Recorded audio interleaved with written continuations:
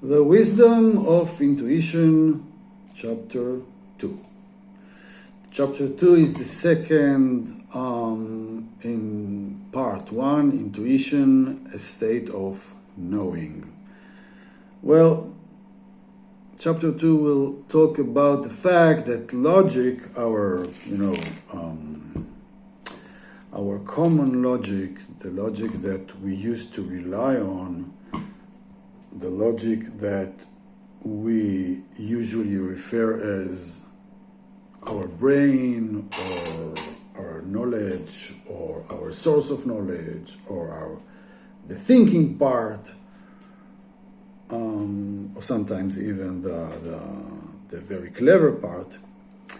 Well, when we're talking about the wisdom of intuition, we're talking about something else, something a bit else, yet we're still talking about knowing, but a different kind of knowing.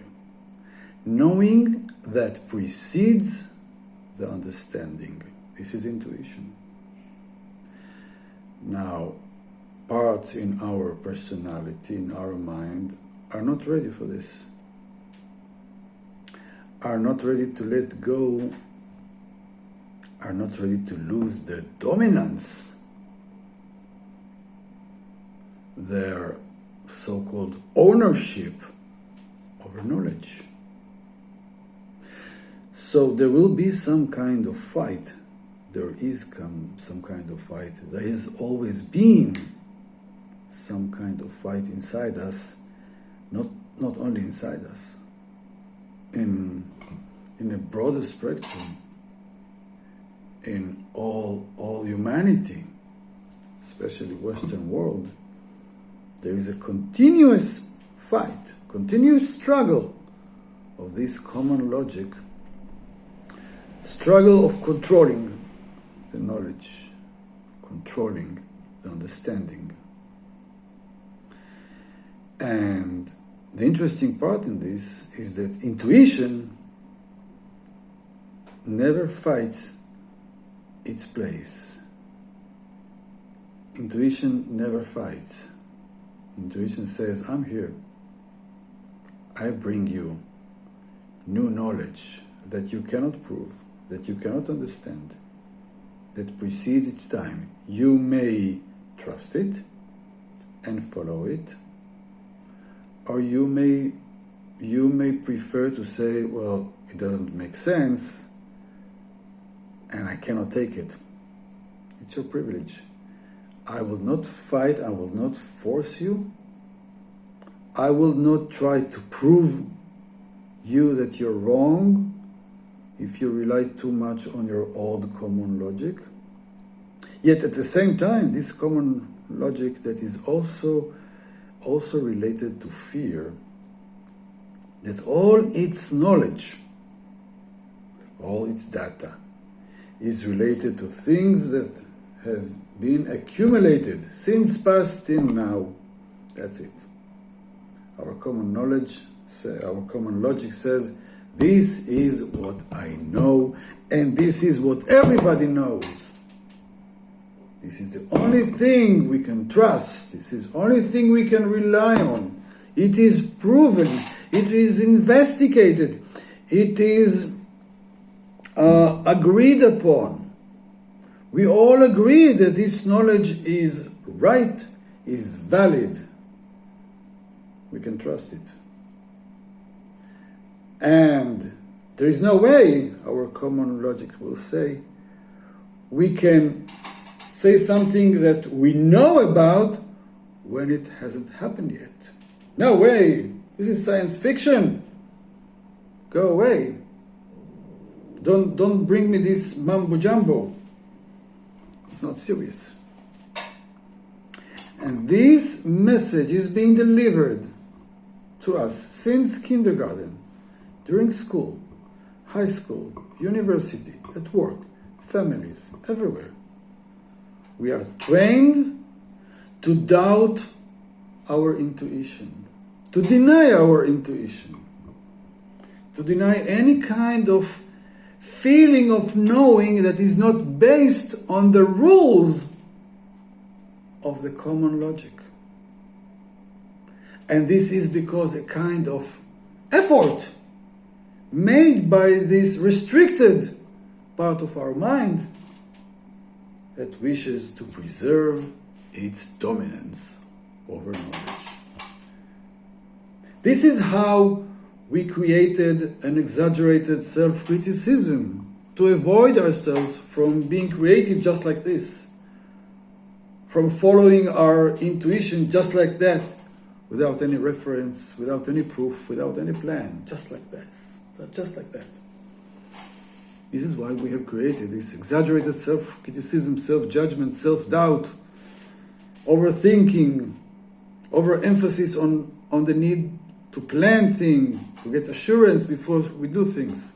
This is not the way intuition works. So once we want to dive into the wisdom of intuition, we should know our opponents. Especially when intuition doesn't try to fight back. It will never try to fight back. We will have to help our intuition stand there with less interruptions from our common logic. We will have to put the boundary and say, all right, I heard you, but now I want to hear my intuition. I want to connect to this kind of knowledge now, and I will not allow you to interrupt me, to seed doubts in my mind. Okay? And it's not easy. You have no proof that intuition is right. Doesn't matter if you have lots of precedents that intuition works. Anyway, each time it will come to the beginning again. You will have your doubts. You will have your fears. You will have your uncertainty. You will know that it is kind of risk because your common logic will say, well, you don't know if it's right. May be dangerous. You may waste your time. You may waste your resources, your energy. Don't go there. Wait for more information. But intuition doesn't work this way. Intuition says, hello, this is information. Know it. Feel it in your body. You can know it is here. You feel that you know. It may be confusing just because the common logic is fighting your spirit. This is how the way things have been here on planet Earth in the Western society. We are about to change it because this is time for a new era. But you should be aware that parts of you that belong to the old world will fight to stay there in the position in which they have all the dominance over knowledge. For them, feeling knowledge is something that you cannot even consider. You cannot even, try to use. No, it doesn't make sense, period. Don't trust it.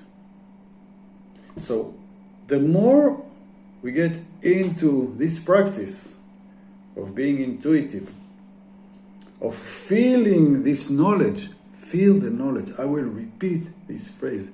Feel your knowledge. Feel that you know. Trust your feeling and know them. And know this message of the inner compass that is telling you, go there, initiate this. How, when, why? No, you get no more information. Just start going. Trust this information. Trust this knowing. And you will hear the warnings, the interruptions of your left brain, of your old world logic. You will hear, and you will have to be brave enough to say, I heard you, still I continue, because I trust this knowledge that is coming from my feeling. And what we are going to talk about in the next chapter, it is coming also from my body. Okay, so know your opponent. It is part of you. put boundary to your opponent. You should take some risk in order to have more of the intuition's wisdom, intuition knowledge, and then later take the step. Otherwise, your intuition will not be able to come as often as you want.